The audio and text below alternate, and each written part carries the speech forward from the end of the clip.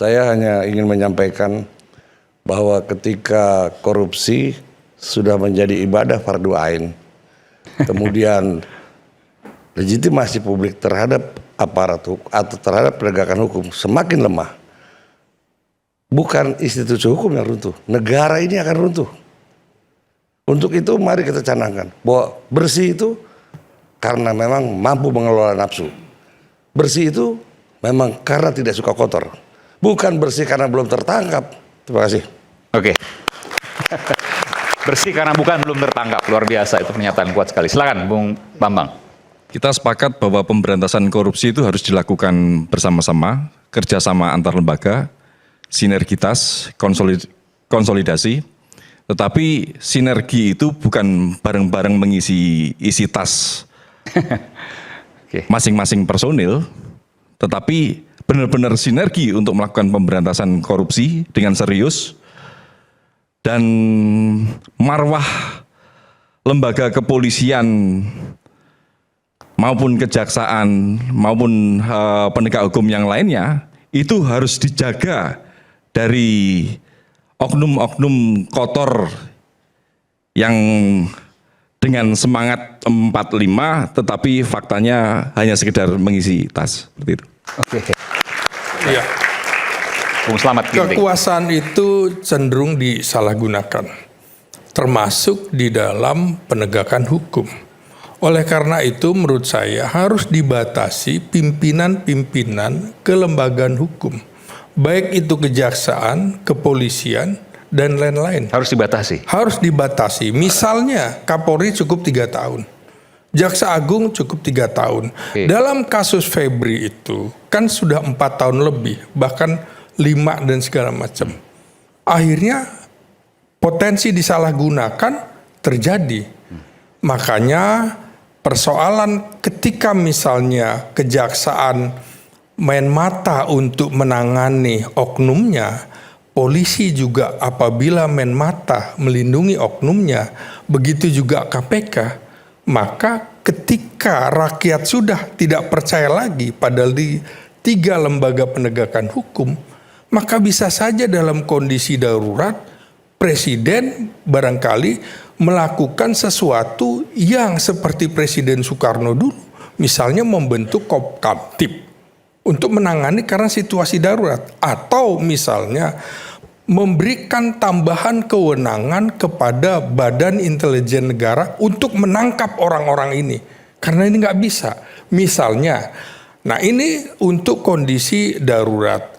Oleh karena itu menurut saya, ya rangkaian peristiwa ini juga menunjukkan bahwa pemberantasan korupsi kini tidak hanya menjadi persoalan hukum, tapi juga ada dimensi politik, dimensi kelembagaan, dan juga memiliki dimensi komunikasi publik.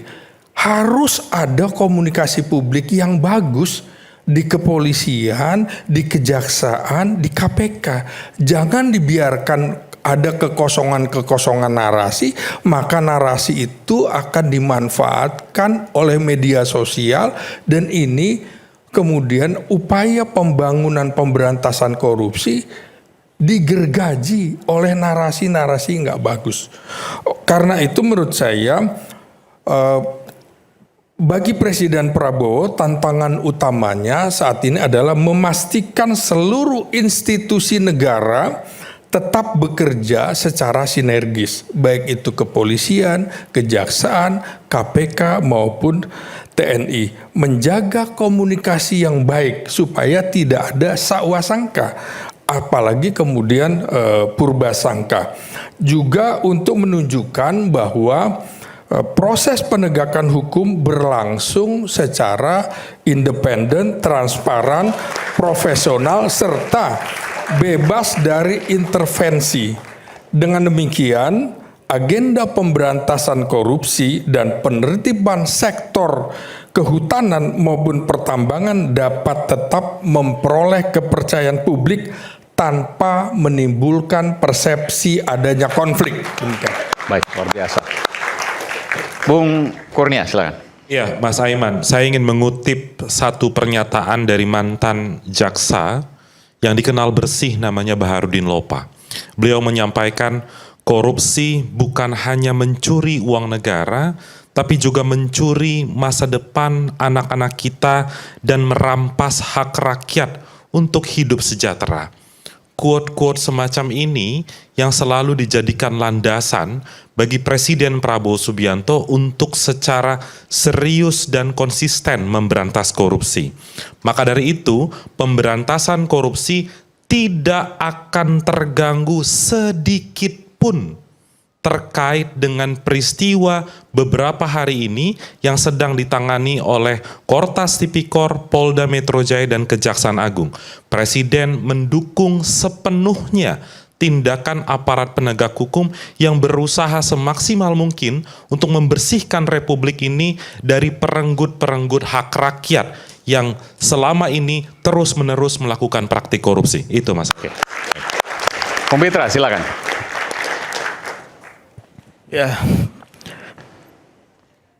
momentum ditetapkannya Pepri dan Don Rito sebagai tersangka ini merupakan suatu pelajaran bagi kita semua dan menjadi catatan penting bahwasanya Pak Prabowo itu tidak pandang bulu terhadap siapapun.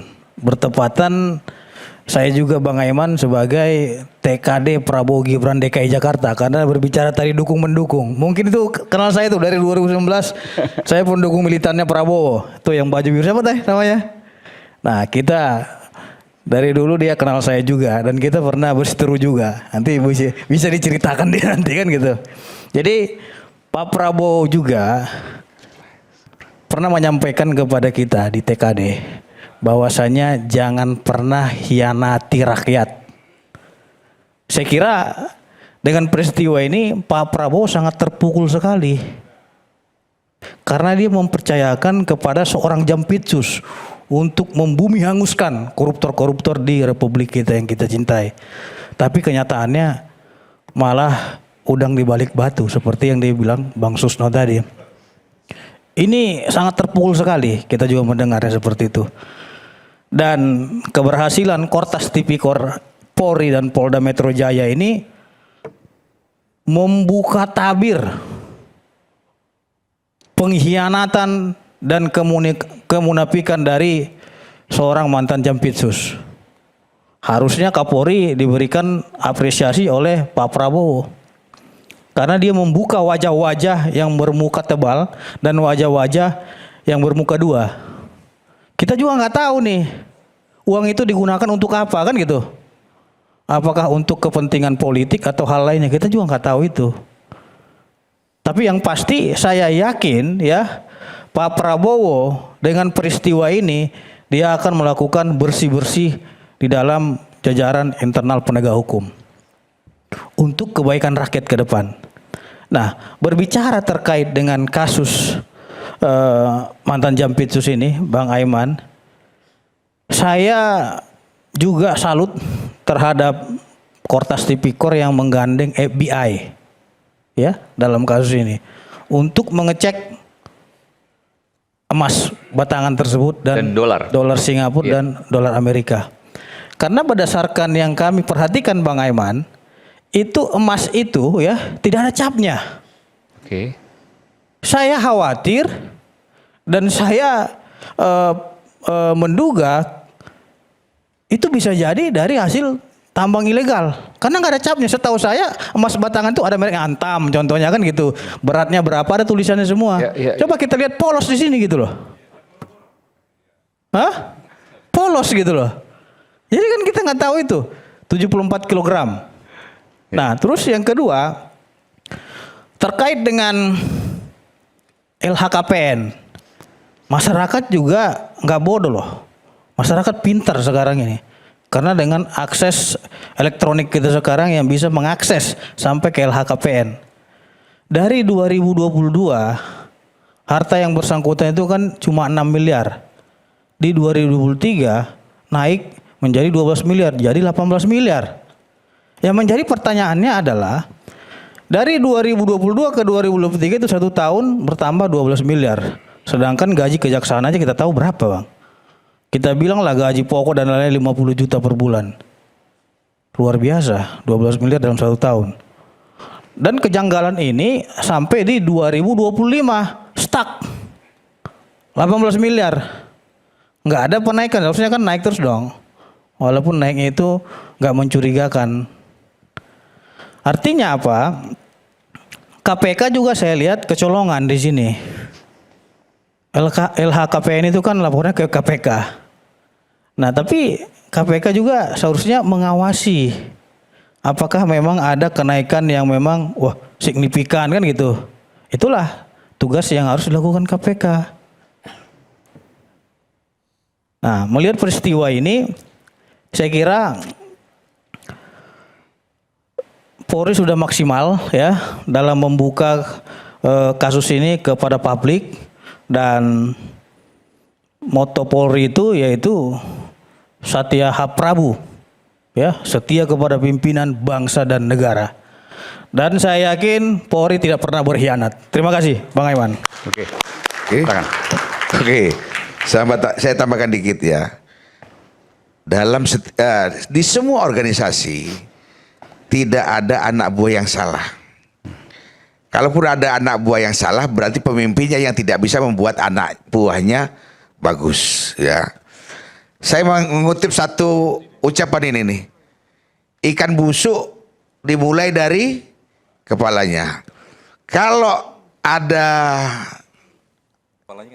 kemarin yang di coklat, Jangan juga lah bilang kepalanya.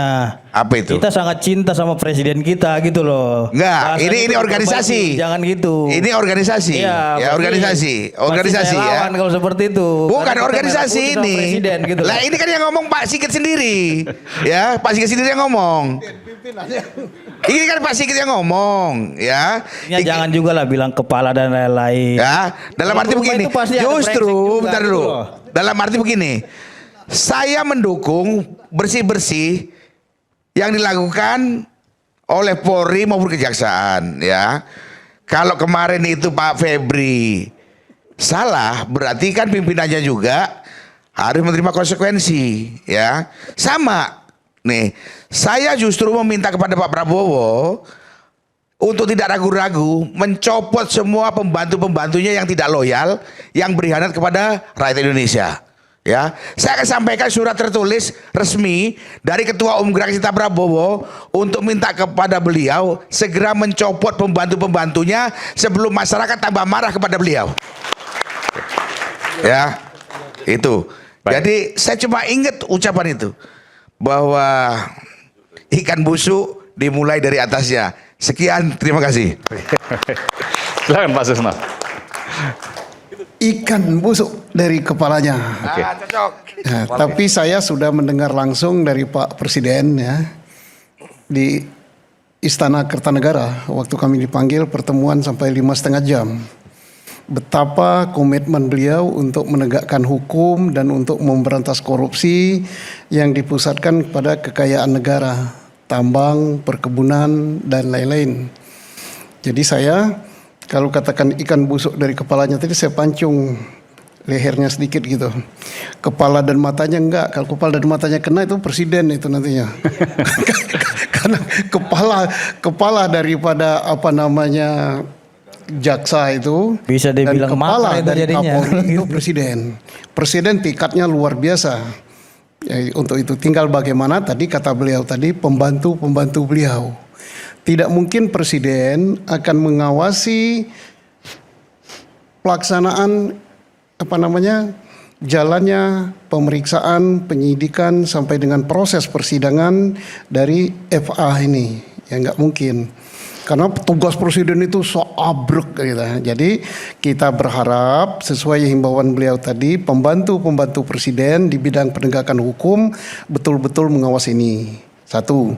Yang kedua, peran daripada KPK untuk supervisi dan pengawasan daripada penyidikan sampai dengan penuntutan yang dilakukan oleh penyidik kejaksaan dan penuntut kejaksaan sampai dengan kita mohonkan juga sebagus-bagusnya pada level penyidikan dan penuntutan, manakala di sidang pengadilan Kita bukan mengatakan bahwa hakim kita jelek, tidak. Tapi kita berharap pengadilan kita jangan main-main dengan perkara ini. Karena kepercayaan Pak Prabowo dalam ingin menegakkan hukum itu luar biasa, dan rakyat Indonesia harapannya luar biasa. Jangan mengecewakan rakyat. Termasuk kalau ada sidang pra-peradilan, tapi bukan pra-peradilan yang diajukan oleh beliau yang justru untuk memperkuat proses ini.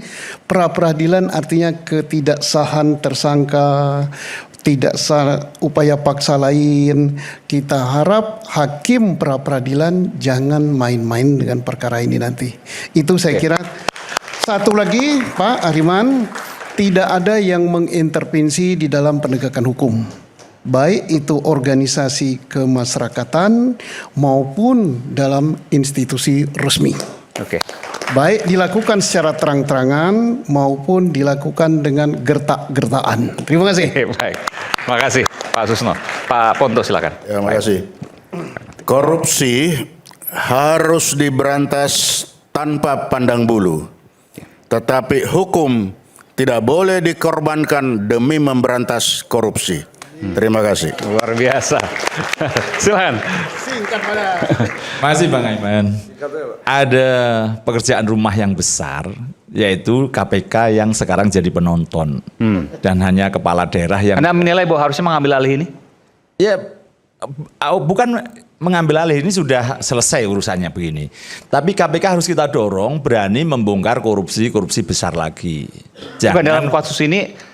Kan, ya sebenarnya kalau mau ngambil alih silahkan aja, boleh aja. Karena undang-undangnya begitu gitu kan. Nanti kan mensupervisi, misalnya di Kejaksaan Agung ternyata melempem, tidak sesuai harapan, ya KPK harus berani mengambil alih ini. Harus itu ya? Ya harus, wajib. Undang-undangnya begitu kok. Gitu loh, tidak boleh, tidak bahwa KPK harus mengambil alih. Maka selain kita tugaskan KPK untuk memantau ini, supaya mengambil alih kalau memang ada hambatan. Itu kita bangunkanlah KPK. Meskipun ini agak lumayan hari ini menggeledah rumahnya Bobi Rizaldi yang BPK gitu. Tadinya nggak kemana-mana juga dalam kasus Muara ini, Pak Susno Abdul Haji tahu itu. Jadi ini kita harus punya PR, KPK harus kita bangunkan kembali. Jangan jadi penonton, itu aja. Dan meraih kembali kepercayaannya seperti yang dulu. Ya betul. Oke. Tadi yang berkaitan dengan ini apa? Proses itu bahwa penetapan tersangka yang di polisi bisa aja digugat, toh tidak ada konsekuensinya Pak Susno, ya hanya dinyatakan tidak sah, toh tidak ditahan, enggak masalah, aman kalau itu gitu loh. Kalau sampai, tapi kalau penggeledahan yakin tidak bisa di pra-peradilan kan, udah izin ketua pengadilan Pak Susno, saya tahu persis itu diurus Senin, diskusi sore sampai akhirnya Mahkamah Agung juga ikut turun tangan hari Selasa, maka Selasa sore keluar izin penggeledahan, semuanya ada izin penggeledahan sah, tidak bisa diuji lagi. Jadi aman kalau itu saya beritahukan. Dan kemudian saya yakinlah gitu. Kalau toh nanti KPK tidak mau mengambil alih dan melempem, yakinlah saya akan gugat pra-peradilan di pengadilan. Saya bongkar semuanya. Termasuk yang dari Mitra itu masih. Masa Boyamin tidak punya data yang lebih banyak itu pertanyaannya. Luar biasa. Gitu. Karena pra-peradilan itu enak, tidak membayar. Tidak hanya sekali, boleh berkali-kali. Yang ketiga tidak bisa. Sekali lagi Anda mau mengajukan pra-peradilan soal ya menuntut Kejaksaan Agung karena melempem. Kan ada ketahuan. Ya masih belum proses, baru awal. Kan sebulan atau nanti kelihatan tidak ada progres ya gugat. Kalau saya kan tidak ada batas waktu, seminggu aja boleh kok. Pasal 158 huruf E KUHP Anda yang mau baru. melihat dulu ini. Iya, kalau 2 minggu tidak ada penetapan tersangka, saya gugat Kejaksaan Agung. Oke. Gitu loh. Jadi, dan hari ini kan sebenarnya Kejaksaan Agung sudah declare supaya tidak ada konflik kepentingan, maka penyidiknya diambilkan dari Jaksa Agung Muda Pengawasan, bukan dari Jamwas. Densus. Ya, oke. Nah, bagus juga itu, kita tunggu gitu. Oke. Dan kemarin Bang Aiman, kita sebenarnya harus menyampaikan pada Iwan Fals itu bahwa lagu Utopia itu sudah harusnya kita malu. Karena kemarin saya mohon maaf ke Amerika Selatan gitu, transit di Addis Ababa. Sebentar dulu terkenal dengan kelaparannya dulu. Iya. Karena 10 tahun terakhir ini pemimpinnya itu amanah, hasil demokrasi, mensejahterakan rakyatnya, anti korupsi. Sekarang kita malu kalau melihat mereka sudah sejahtera, makmur, sudah kelihatan kemajuannya Bang Aiman. Yang dulunya kelaparan sekarang makmur. Makmur. Boleh saya katakan makmur luar biasa? Ya, menuju makmurnya sudah kelihatan. Oke. Dan contohnya apa misalnya? Pesawatnya sampai ke... Ya, dari data aja. pendapatan rata-rata Per sudah di kapita. atas kita. Nilai uangnya sudah di atas kita.